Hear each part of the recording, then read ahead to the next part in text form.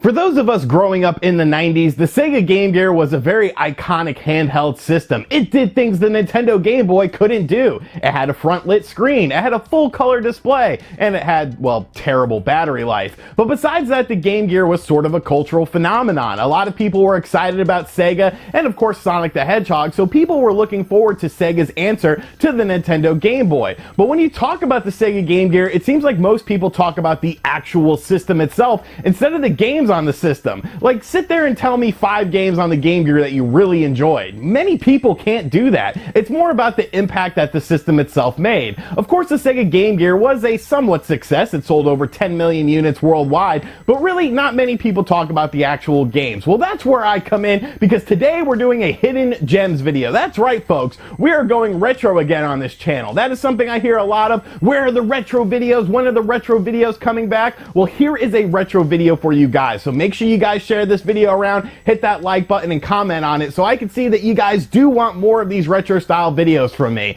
So sit back, relax, make sure you subscribe to the channel, and let's jump into some Sega Game Gear hidden gems. One thing I feel is really unique about the Sega Game Gear is just the fact that most of the games on the system, besides your basic Sonic games, are really hidden gems because nobody ever talks about them. The first game we're going to talk about is Batman Returns. Now, movie tie-in games were very hit or miss in the 1990s, but the Game Gear got a fantastic game with Batman Returns.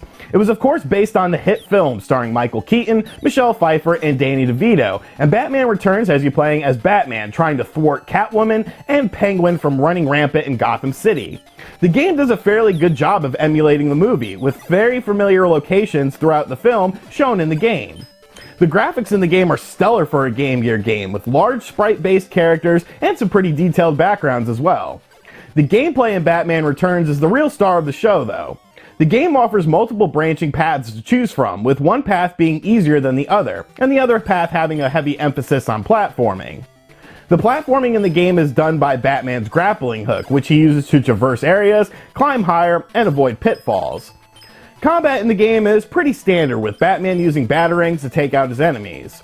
Rumor has it that this game was originally designed to be a shinobi game, and I definitely think you could see the inspiration in Batman Returns from that. Yuzo Koshiro and Motohiro Kawashima actually did the audio for the game, and they're of course known for games like Shinobi and Streets of Rage. Batman Returns is a super solid game, and if you're looking for a fun platformer, I think Batman Returns will definitely scratch that itch. The next game we're going to talk about is Sonic Drift 2. Now, while Mario Kart was the king of kart racers in the 1990s, and, well, still pretty much is today, Sonic dipped his toes into the kart racing genre, starting out with the Game Gear with Sonic Drift and Sonic Drift 2. Sonic Drift 2 actually ended up being a pretty fun game that people seem to hardly ever talk about. Sonic Drift 2 is a standard Mario Kart clone and features 7 different racers from the Sonic universe, all with their own unique stats for speed and handling. The game is divided up into different cups, and placing higher will give you more points for your overall ranking. The goal is of course to finish first and win all of the cups. When you are racing, there are various items you can pick up, such as a dash to give you a temporary speed boost, or a mine that you can place on the course to take out your opponents. Each character has their own special move as well, and you get this ability when you collect rings on the course, 2 for all of the characters except for Metal Sonic, which requires you to pick up 3 rings. The graphics in the game are super smooth, and there's some nice scrolling effects in the background, and even some nice little weather effects on some levels as well. Although the Game Gear only features 2 buttons, the game still manages to control rather well once you get the hang of it, and there's even local multiplayer when you link up another Game Gear. It's honestly pretty strange for a Sonic game to be on a hidden gems list on a Sega platform, but I think Sonic Drift 2 is a super good kart racer that really showcased the Game Gear strength that nobody ever really talks about. Castlevania games were regulated onto Nintendo platforms until Bloodlines finally arrived on the Genesis in 1994. But if you wanted a Castlevania clone, the Game Gear actually featured a very solid one, with Vampire Master of Darkness, which released in late 1993. Vampire Master of Darkness has you playing as a psychologist named Fernandad Social, who's on a quest to take out Dracula in London. Much like a Castlevania game, you have a main weapon and of course a sub-weapon. Main weapons are your melee weapons and include things like axes and walking canes. You also get sub-weapons that feature limited ammunition, such as bombs, pistols, and boomerangs. Vampire Master of Darkness is another game that has some great presentation and features unique Gothic London style backgrounds, nice character sprites, and some surprisingly good music for the Game Gear. There's even cutscenes that help tell the story of the game in between certain levels as well. The game can be a bit challenging, and the platforming can feel a bit stiff at times, but Vampire Master of Darkness is a must-play for fans of Castlevania games, and it does a really good job of capturing the 2D gothic platforming vibe. Definitely a hidden gem on the Game Gear, and a game I really recommend picking up. Like many films in the 1990s, such as Batman Returns, Jurassic Park was ripe for the picking when it came to video game adaptations. While many of us played the 16-bit versions of Jurassic Park on the Sega Genesis and Super Nintendo, both which were very unique and different games, there was another version of the game unlike the others on the Game Gear, and it is an absolute gem. Right off the bat, you can see that the presentation level in this game is extremely high, with an awesome animated intro cutscene that might be some of the best visuals that the Game Gear has to offer. When you arrive on Jurassic Park, you can freely choose which level you want to start out in, with 4 main levels featuring a dinosaur breed that you have to take care of. The first part of any level you choose is an on-rail shooter, in which the Jurassic Park Jeep is trying to drive to the location that you choose, and you have to shoot down dinosaurs trying to attack it. The second part and main part of each level is a 2D platformer, in which you have 3 different weapon types at your disposal. A tranq gun, which is your main weapon of attack for enemies in front of you, concussion grenades used to shoot above you, and fire grenades which can help you shoot down below. The game is heavy on the action in these main segments, with you having to wipe out waves of dinosaurs taking place in locations inspired by the movie. Everything looks and sounds great, with beautiful animations for the dinosaurs and some solid music in the game as well. The game also features a real and false ending as well, with the true ending of the game being for the brave who can defeat everything in the game without losing a life. A really fun game and quite the looker, Jurassic Park on the Game Gear is definitely a game worth checking out and is really a hidden gem. Tempo Jr. is by far the most rare and expensive game on this list, but I wanted to include it because nobody really remembers Tempo. Tempo, of course, was a game released on the Sega 32X, which you can find all about in the complete Sega 32X guide, which is available on Amazon right now. Go ahead, pick it up.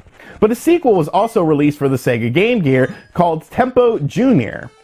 Tempo Jr. is a pretty basic 2D platformer consisting of 5 worlds with 2 stages each, and 2 minigames sprinkled in as well.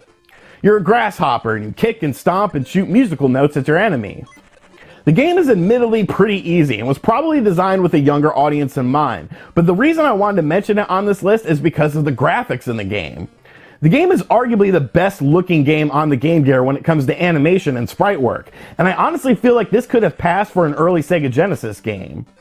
While it's definitely not worth the current asking price on eBay, which is, well, insane to say the least, Tempo Jr. is definitely a game worth checking out via emulation just to see what the Game Gear's full potential was when it came to graphics. Defenders of Oasis might have the worst box art out of every Game Gear game ever. Like, honestly, look at it. It looks like a terrible romance novel or something like that. But the game is arguably one of the best RPGs on the platform that nobody ever talks about.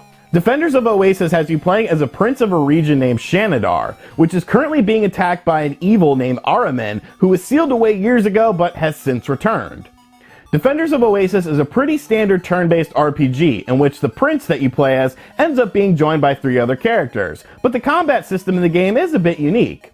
Everything is based on the speed statistic in terms of who attacks when. So characters with higher speed will get more attacks than those with slower speed, instead of just being on a time system like many JRPGs were from this era. Like I said, Defenders of Oasis is a pretty standard JRPG overall, but it does feature some strong graphics and audio, interesting variety in the backgrounds, and some really well done humor sprinkled into the storyline as well.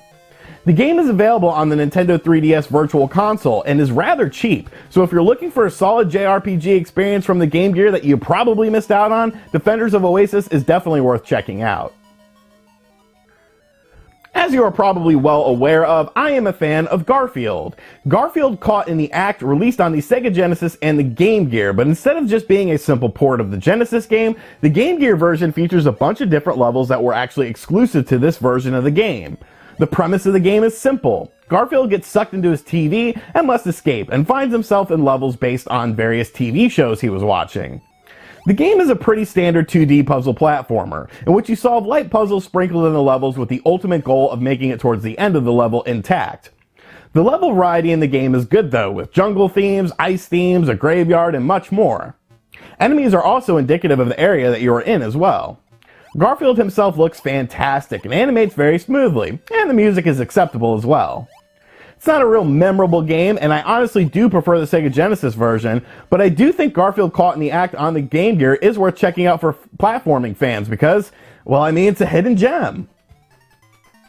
Sonic the Hedgehog was of course huge in the 1990s and saw several games released on the Sega Genesis and Game Gear, but did you know that Tails had his own game as well? And it was a Metroidvania style game? I'm not joking. Tails Adventure was a Game Gear exclusive, and when it released, a lot of critics didn't really like this game because it was very different compared to a traditional Sonic the Hedgehog game. You play this game as Tails, of course, and you move rather slowly compared to the blistering speed of Sonic, and instead of jumping on enemies, you use bombs to take them out. As you play through the game's 12 levels, you will sometimes come to a fork in the road where you can't progress unless you have a certain gadget, and that's where the Metroidvania playstyle comes in. Tails eventually gets a whole slew of gadgets that will help him access areas that he couldn't get to previously, which of course means some backtracking, but it really makes this game extremely unique from the rest of the Sonic series at that time. A lot of the gadgets in the game are really cool, but Tails does have a limited inventory space, so inventory management is key. Tails Adventure features some pretty solid graphics and audio as well, and really is a must-play for those looking for something different from the Sonic universe during this time frame. Who knew Tails was into Metroidvania style action? So those are some of my Sega Game Gear hidden gems, and like I said, you might have played some of these games, you might not have even heard of some of these games, but when it comes to the Game Gear, I feel like most of the games released for the system were hidden gems, because a lot of people just got a Game Gear and Sonic, and that was pretty much it. So be sure to let me know some of your hidden gems for the Sega Game Gear in the comments section down below, and as always guys, thank you for checking out this video. Like I said, if you enjoyed this video, be sure to hit that like button and leave me a comment down below, letting me know that you enjoyed this so I can make more retro videos in the future. I am planning on doing some more retro stuff in 2020. I kind of slacked off a bit in 2019, but the retro is coming back. But just let me know that you guys are enjoying this. Get those views up nice and high, share the video around, and I'll be making more of these. And as always guys, thank you for checking out this video, and I'll catch you guys on the next one. Later.